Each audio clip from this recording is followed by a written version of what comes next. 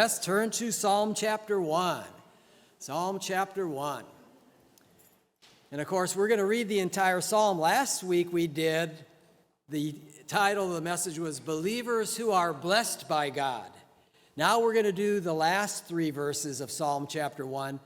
And it's because these are often misunderstood. Most of the time, I would say that most Christians, when they read Psalm chapter 1, when they get to verse 3 and it talks about the ungodly, they believe that the psalmist is writing about unbelievers.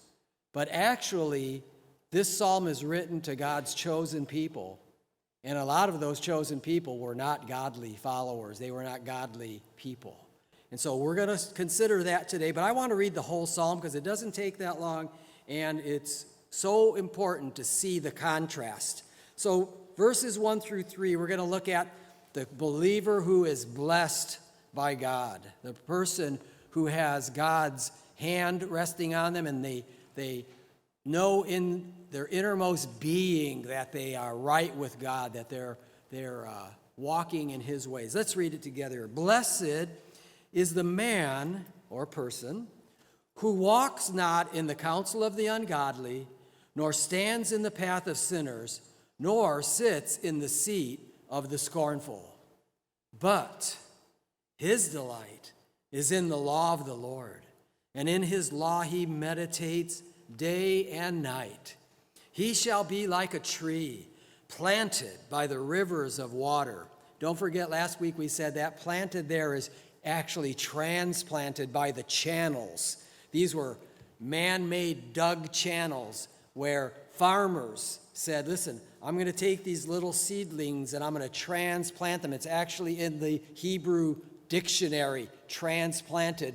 And they're transplanted where there is water. And the psalmist is trying to say to you and I, hey, listen, we need to take our lives and transplant them next to the water of God's word.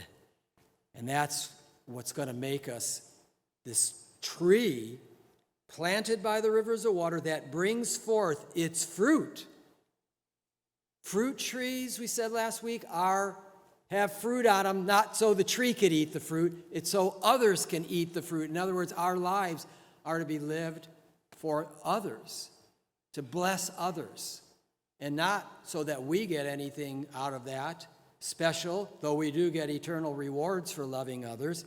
But that's the whole purpose here. It brings forth its fruit in its season, whose leaf also shall not wither. Don't forget that, because I'm going to come back to that withering leaf later in this message.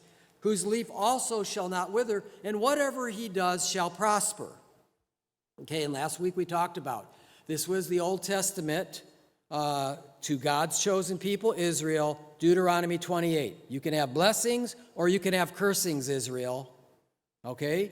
And so he's saying, look, verses 1 through 3, if you want the blessings, if you want to be disobedient, you want to be ungodly, and here it goes.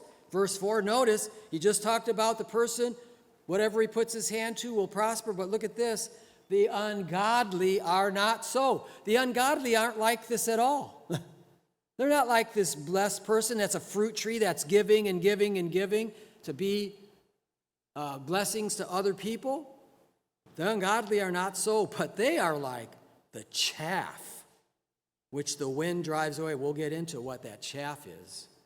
Therefore, the ungodly shall not stand in the judgment, nor sinners in the congregation of the righteous. Because the Lord knows the way, the path of the righteous, but the way of the ungodly shall perish.